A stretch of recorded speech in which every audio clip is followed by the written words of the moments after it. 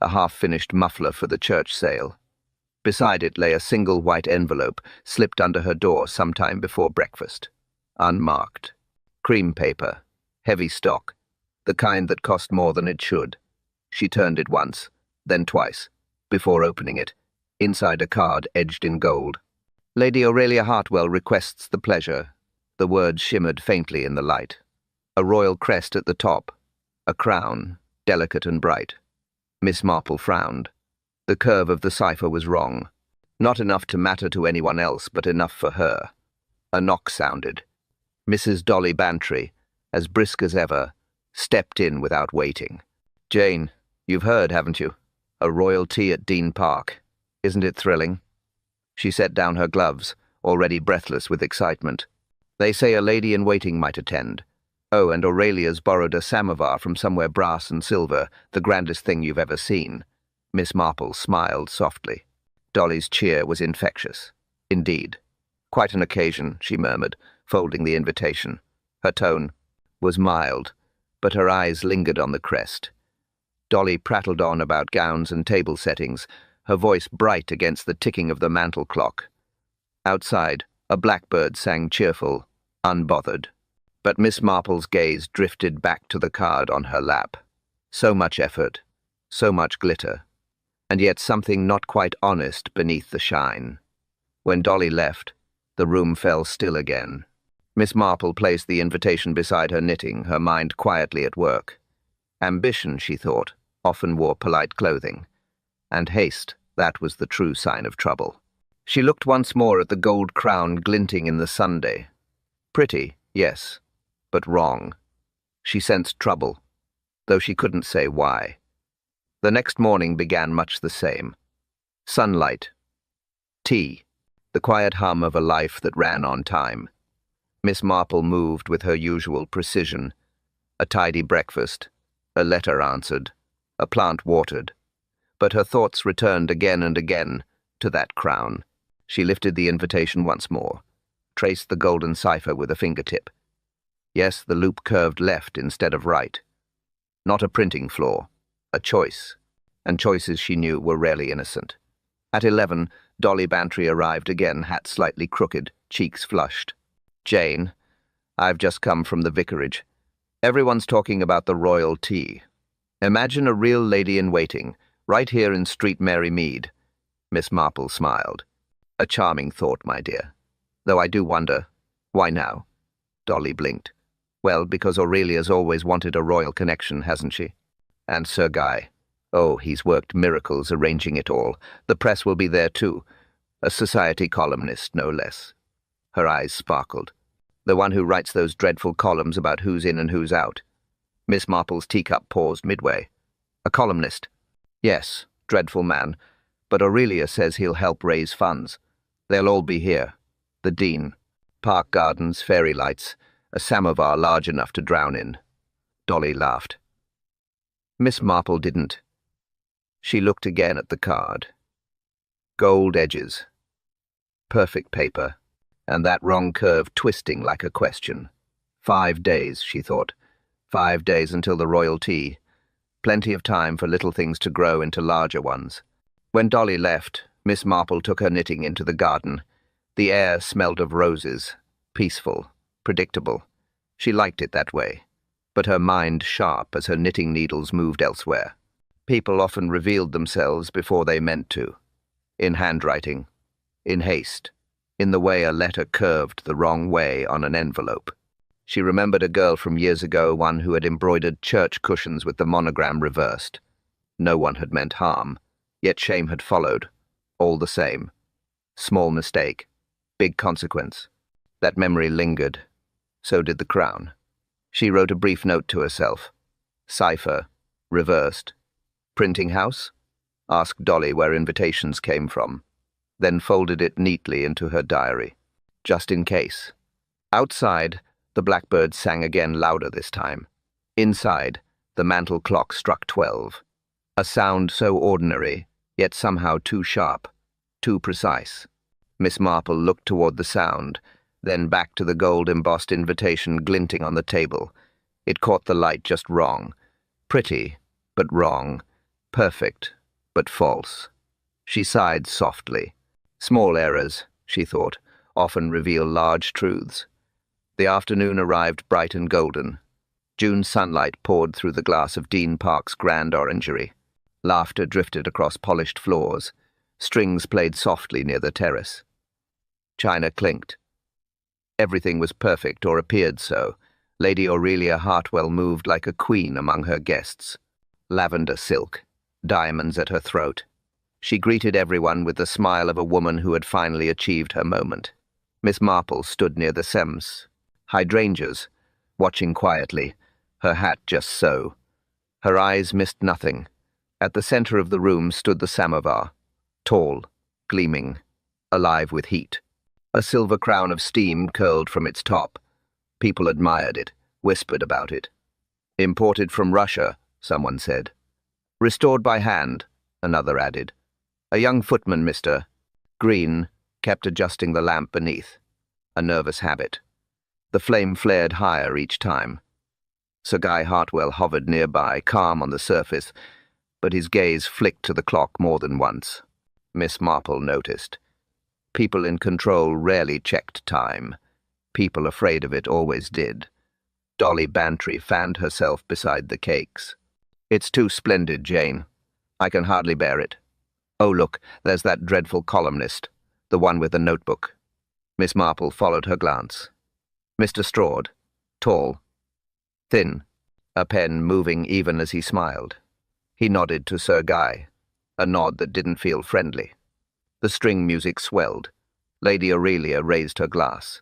To the district hospital, and to friends who make all things possible. Applause, light. Then a sharp hiss. Metal groaned. Someone laughed, then screamed. Steam burst upward with a violent roar. The samovar shook.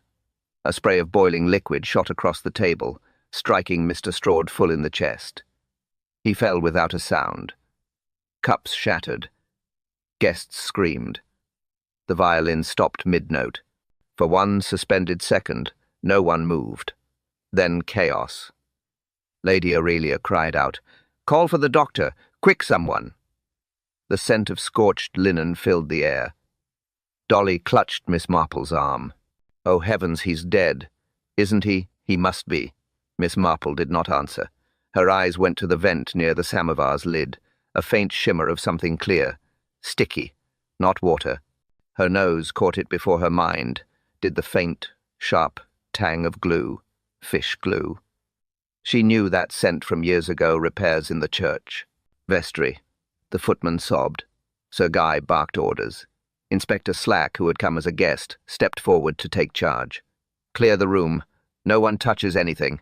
Miss Marple's voice was quiet. "Be gentle with the body," she said. Then she looked again at the brass machine, still gleaming, still perfect, still wrong. Her eyes narrowed. Her tone turned inward. She knew this was no accident. The orangery was silent now. Guests had been escorted out, trembling and pale. Only a handful remained: the inspector, 2 constables, and Miss Marple, who stood beside the samovar like a ghost of calm. Inspector Slack removed his hat, wiped his brow, and muttered, "Boiler burst, most likely. Poor devil didn't stand a chance." Miss Marple tilted her head. Her voice was soft. "Boilers rarely burst politely, Inspector. This one aimed." He frowned. "Aimed?" She pointed gently to the scorch marks on the wall. Neat, oval, and deliberate. Pressure found a path, straight, not random. Slack crouched beside the table. Steam still curled faintly from the brass lid. He touched the vent with a gloved finger, then drew back. Sticky, translucent, not wax. Glue? Fish glue, Miss Marple replied at once. Her tone was certain, but not proud. Used by restorers. Melts under heat, but slowly. Long enough for pressure to build. Slack stared at her. "You're saying someone sealed the vent?" "Quite so. Temporarily. Just long enough to create a show." He let out a low whistle. Devilish clever. But why him? Why Strode? Miss Marple didn't answer immediately. She walked slowly around the table, eyes scanning every inch. The lamp beneath the samovar was dented. The wick burned too high, and there under the stand a scrap of paper darkened by heat. She bent to retrieve it, the edges crisp, but the lettering remained. Proof, copy menu, Dean Park Tea. Her brows lifted, slightly. A proof, not final. So why keep it here? Slack took it from her carefully. Printer's mistake, maybe. Or a warning, she murmured. Proofs are for correction. Someone may have wanted a reminder of what was wrong. Across the room, Lady Aurelia sat rigid in a chair, a handkerchief crushed in her fist. Her husband stood behind her, expression carved in stone. Miss Marple watched him quietly. His posture was too controlled. Not grief, containment. "Did you know the victim well?" she asked softly. Sir Guy's voice was even. "Barely. A guest, nothing more. Yet, he was seated in the place of honor," she said. He looked away. Aurelia's choice. Slack approached, notebook in hand. "I'll need statements from everyone, and I'll have this machine examined." He nodded to a constable. "Careful, don't touch the vent." Miss Marple lingered a moment longer. Her gaze followed the pattern of scorch marks again. Narrow, straight, precise. Not chaos. Intention. She turned toward the terrace, eyes thoughtful. The golden light outside seemed too bright for what had happened here.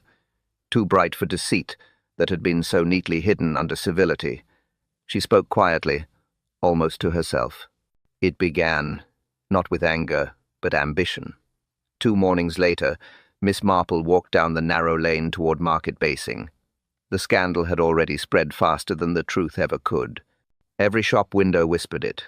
Every face held questions. She carried none of her knitting today, only the invitation in her handbag. The printing shop stood between a cobbler and a tobacconist. Its windows were dusty. Ink stains smudged the glass. A bell tinkled as she entered. Behind the counter stood Mr. Colby, sleeves rolled up, spectacles low on his nose. He was the sort of man who measured worth by precision. Miss Marple liked him instantly. "Morning, Mr. Colby," she said kindly. He blinked. "Ah, Miss Marple, isn't it? What can I do for you today?" She placed the invitation on the counter. "I believe this came from your press." He lifted it carefully, eyes narrowing. "Fine stock. Gold embossing. Yes, that's ours. Dean Park job Lady Hartwell herself ordered 50. Fine customer. Paid on time." Miss Marple nodded. "Such elegant work. Though I wonder this cipher. You designed it yourself?" Mr. Colby frowned. "No, ma'am. She brought that herself. Said it was official. Copied it from stationery provided by her husband, I believe." "Indeed."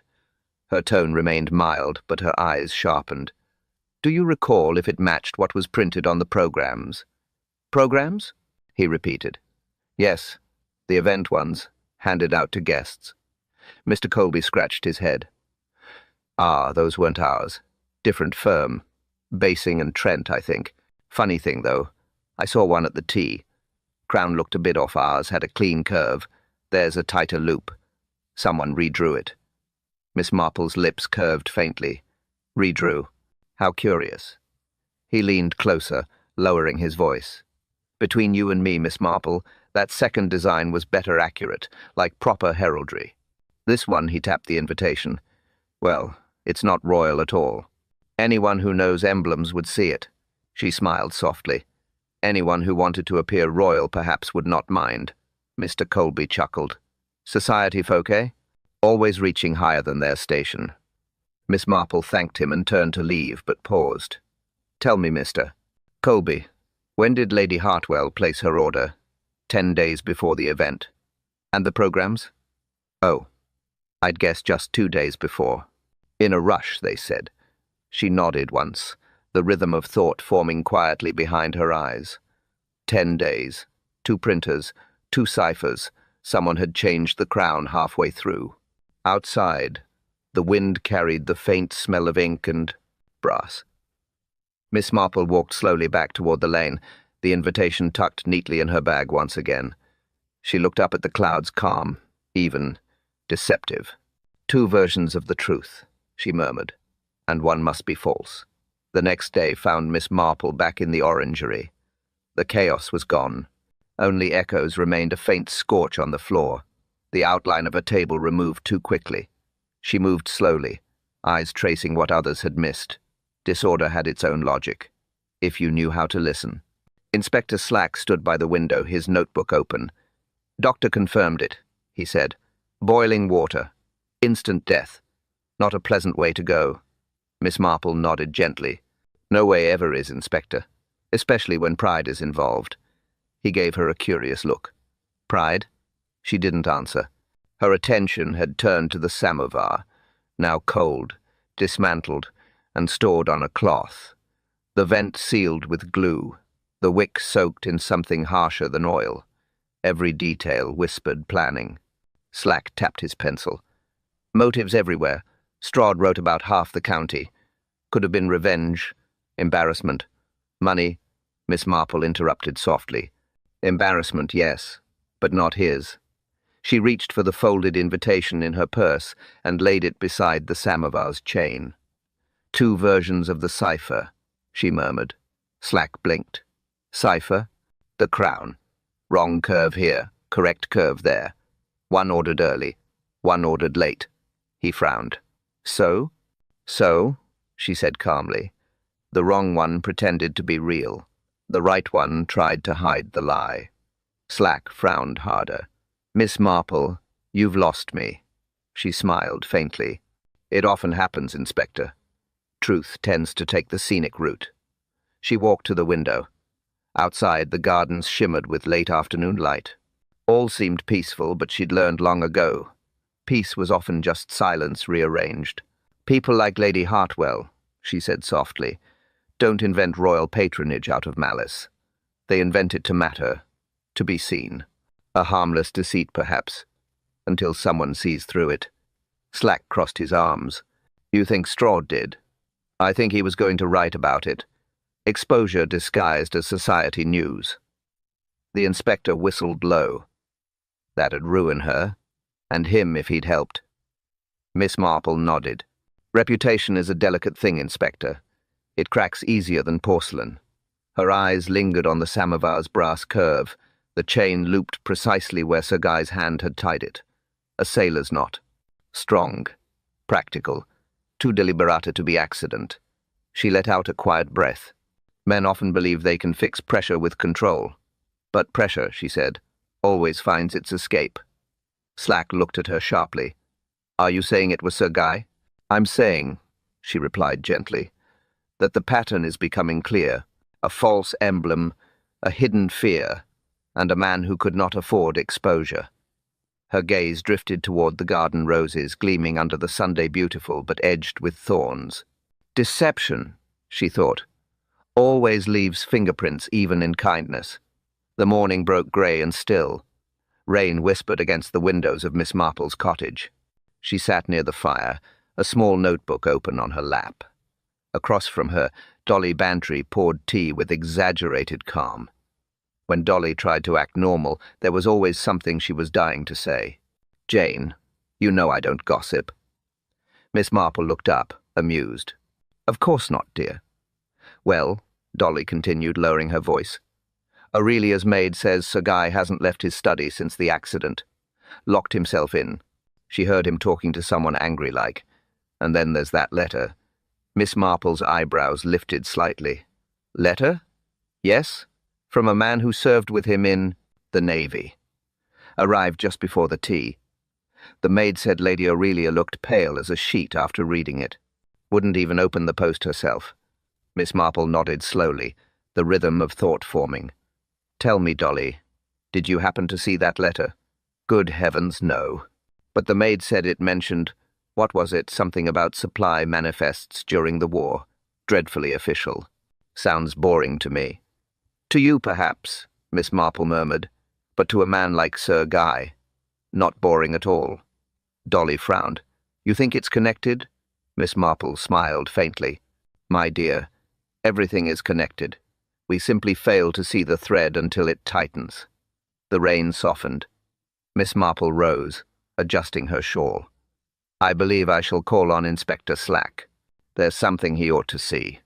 At the police station, Slack looked up from a pile of reports. "Back so soon, Miss Marple? Can't keep away from trouble, eh?" She smiled politely. "I never go looking for trouble, Inspector. It simply tends to sit where I'm already seated." She placed a note on his desk, a small clipping from an old naval registry. He squinted. "Supply Office, Portsmouth, 1944. Sir Guy Hartwell. Department of Materials. Oh, and look here, another name. Robert Straude." Slack's head jerked up. "The journalist?" "The same," she said quietly. They served together, one signing manifests, the other inspecting them. A convenient partnership then. An inconvenient one now. Slack let out a low breath. "Blackmail?" "Fear of it," Miss Marple replied. "A past irregularity buried under charm and good manners." Straude had found it again and was ready to write. The inspector tapped his pencil against the desk. "Explains a motive, all right. And the fake royal patronage may be a distraction. A way to build prestige before exposure hit." Miss Marple nodded slowly. "Ambition can be the neatest disguise for fear, Inspector. One makes you climb, the other keeps you from falling." She turned toward the window. The rain had stopped, leaving the village wrapped in soft grey stillness. Inside her mind, the pieces had fallen into place cleanly, quietly, and without mercy. And now, she thought, she understood who had most to lose. The afternoon light fell thin and pale across Dean Park. The grand house seemed quieter now, its confidence cracked. Miss Marple arrived at the door precisely at 3. Lady Aurelia received her in the morning room, pale, polite, and trembling beneath her pearls. "Jane," she began softly, "the police have been dreadful.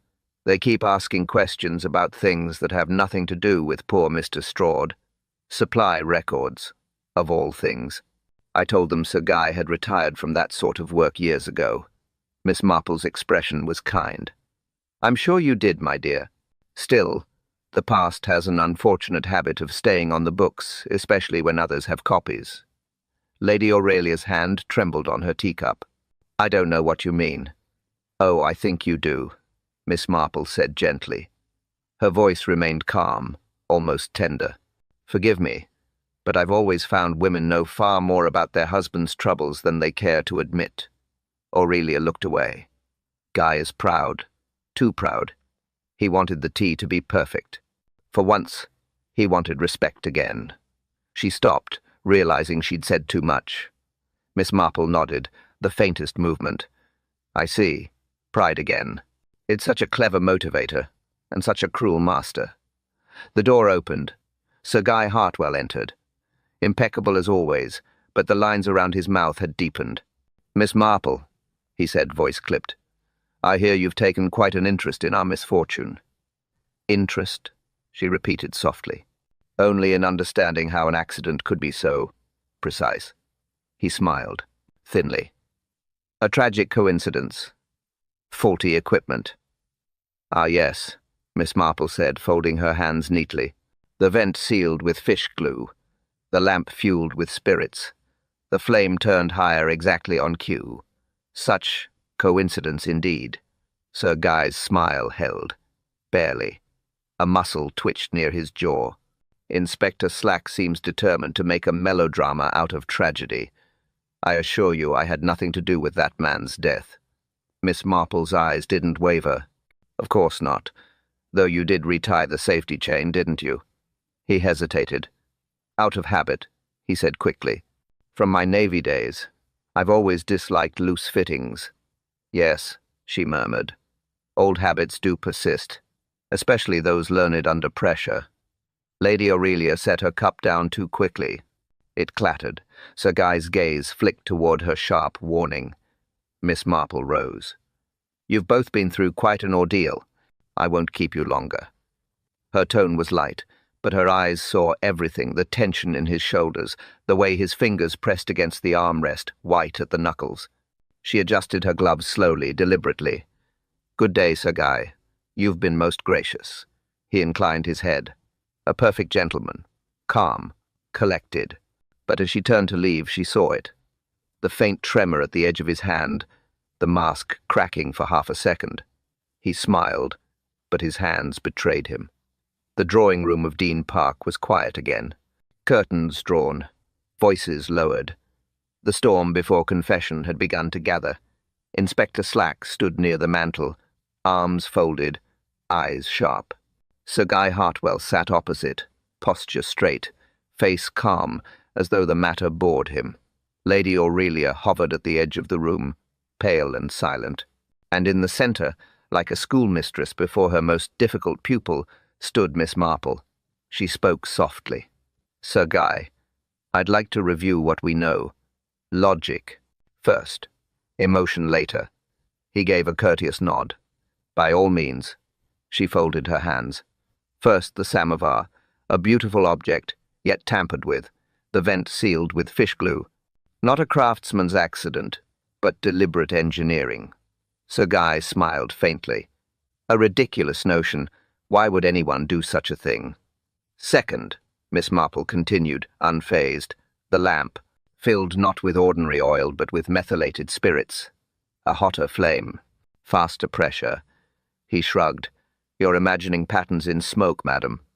Third, she said quietly, the proof copy of the menu found beneath the samovar's base. A page torn, placed deliberately as a shim to tilt the spout, to aim. Slack's pencil stilled, the air thickened. Fourth, Miss Marple said, voice level, the crown on the invitations, the wrong cipher, designed to suggest royal approval that never existed. A small deceit, but one that Mr. Straude intended to expose. Sir Guy's expression didn't change, but the colour in his cheeks did. "A trifling misunderstanding," he said evenly. "You speak as though ambition were a crime." "Ambition?" she echoed softly. "No, Sir Guy, but deceit that leads to desperation." She took a step closer. "Fifth your navy knot on the safety chain, a half hitch, tied by someone who knew the feel of rope under pressure." He opened his mouth, closed it again. I was helping to secure it. That's all." "Sixth," she said, her tone still gentle. "A letter from your old comrade, found in your desk by your wife's maid. It spoke of supply irregularities and requested silence. You feared Straude had discovered that too." Sir Guy rose suddenly, his voice tight. "This is absurd." "You have no proof." Inspector Slack's voice cut across the tension. "Then let's hear her out, Sir Guy. She's earned that much." Miss Marple didn't flinch. She looked at him with quiet. Pity, not triumph. Seventh, the timing. You insisted the anthem begin exactly at 4. The cue for the footman to raise the flame, the cue for the vent to fail. A silence fell, long, unforgiving. Sir Guy's hands trembled slightly, then folded tightly behind his back. He forced a laugh. "You spin marvellous tales, Miss Marple, but tales they remain." She inclined her head. "Perhaps.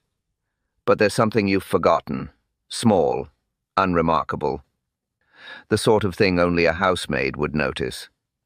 Her eyes met his, calm, steady, unyielding.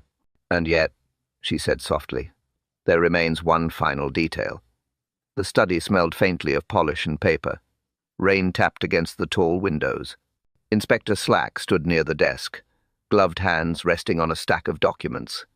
Miss Marple entered quietly behind him, her eyes scanning the room with that small, unhurried curiosity that never missed a thing. Search came up empty. Slack muttered. "No weapon, no note, nothing." "Perhaps," Miss Marple said softly, "because you're looking for what was hidden, not what was left behind." He looked puzzled. She gestured toward the cabinet against the wall. A small display of silver trophies gleamed under the lamp, among them a presentation case. 6 silver spoons, or rather 5. "One missing," she said gently. Slack frowned. "A spoon?" "Not just any," she murmured. "The Portsmouth Naval Yard, 1948, presented to Sir Guy, a reminder of his service." Slack lifted the case carefully. A brass plate read, "In honor of exemplary supply conduct." His brow furrowed. "Well, ironic if you're right." They opened the drawer beneath it. The missing spoon lay there out of place, its handle hollow, the end slightly pried open. A sticky residue glistened in the crease. Miss Marple didn't hesitate. "Fish glue again," she said quietly. "The same substance found on the samovar vent." Slack turned it over in his hands. "You think this was used to apply it?"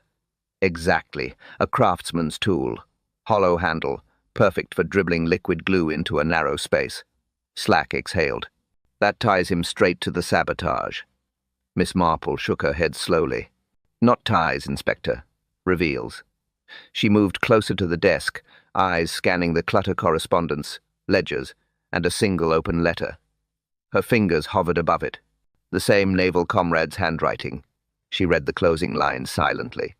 "I trust this matter remains between us, as exposure would benefit neither." Slack cursed under his breath. "Blackmail, just as you said." "Fear," she corrected gently. "Blackmail only works on those who have something to lose." He nodded. "So, he kills Straude. Simple."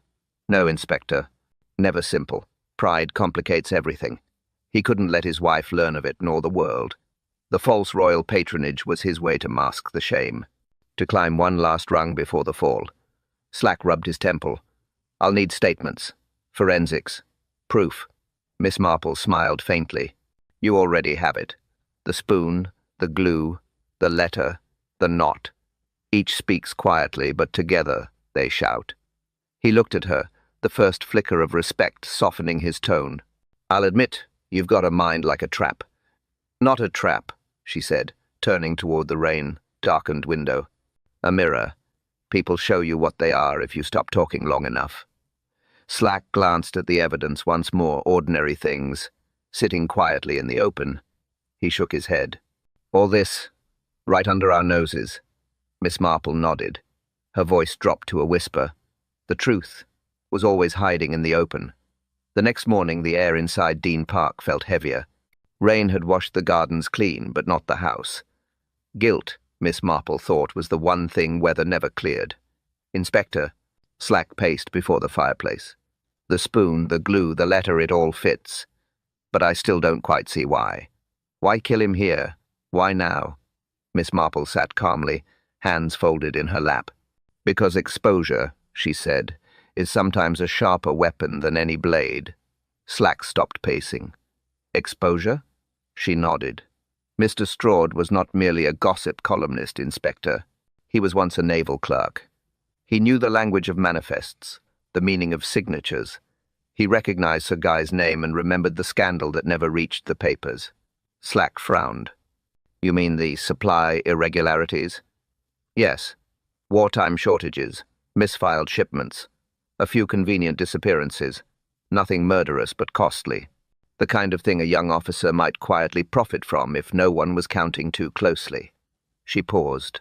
"And Mr.